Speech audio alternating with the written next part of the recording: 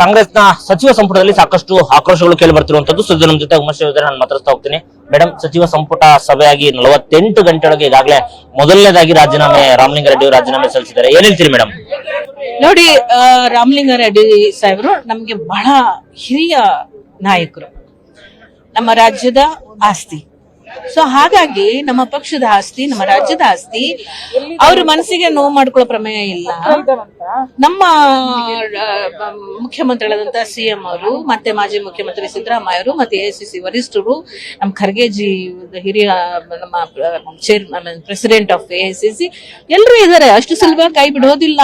ಅವ್ರ ಮನಸ್ಸಿನ ನೋವನ್ನ ಒಂದು ಸಮಸ್ಯೆಗೆ ಪರಿಹಾರವನ್ನ ಕಂಡು ಹಿಡಿದು ಅದನ್ನ ಸರಿ ಮಾಡ್ತಾರೆ.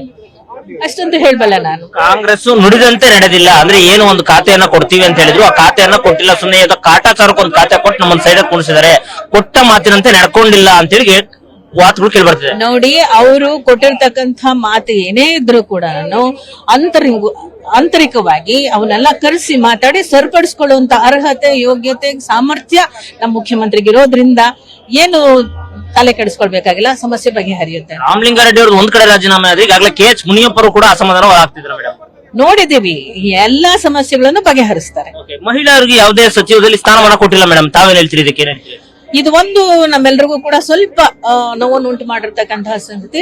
MLC-ಗಳಲ್ಲಿ ಕೊಡ್ತಕ್ಕಂಥ ಸಂದರ್ಭದಲ್ಲಿ ಈ ಸರಿ ಕೊಡ್ತಕ್ಕಂಥ ಸಂದರ್ಭದಲ್ಲಿ ಒಬ್ಬ ಮಹಿಳೆ ಕೊಡ್ಬೋದಾಗಿತ್ತು, ಮತ್ತೆ ರಾಜ್ಯಸಭಾವು ಕೊಡ್ಬೋದಾಗಿತ್ತು ಅಂತಕ್ಕಂಥದ್ದು ಎಲ್ಲರ ಅಭಿಪ್ರಾಯವೂ ಇದೆ. ಸೊ ಹಾಗಾಗಿ ಮುಂದಿನ ದಿನಗಳಲ್ಲಿ ಇದು ಆಗದೆ ಇರ್ಲಿ, ಹೆಣ್ಮಕ್ಳಿಗೆ ಹೆಚ್ಚು ಅವಕಾಶಗಳನ್ನು ಕೊಟ್ಟು ರಾಜಕೀಯವಾಗಿ ಸಬಲರನ್ನ ಮಾಡ್ಲಿ. ಏನಾದ್ರು ಭರವಸೆ ಇದೆಯಾ ಮೇಡಮ್, ಈ ಸರ್ಕಾರ ಏನಾದ್ರು ನಮ್ಗೆ ಮಹಿಳೆಯರಿಗೆ ಸ್ಥಾನಮಾನ ಕೊಡುತ್ತೋ ಅಂತ ತಮ್ಗೇನಾದ್ರು ಭರವಸೆ ಇದೆಯಾ ಅಂತ? ಎಸ್, ಕೊಡ್ತಾರೆ.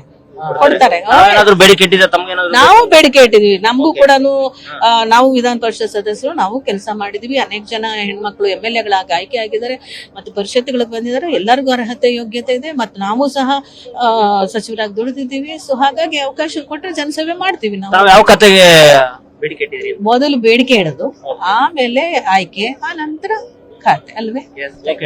Thank you. ಇದಿಷ್ಟು ಉಮೇಶ್ ಅವರ ಮಾತು. ಕ್ಯಾಮರಾ ಪರ್ಸನ್ ವೆಂಕಟೇಶ್ ಜೊತೆ ಮಂಜುನಾಥ್ ಸಕ್ರ, ಫ್ರೀಡಂ ಟಿವಿ, ಬೆಂಗಳೂರು.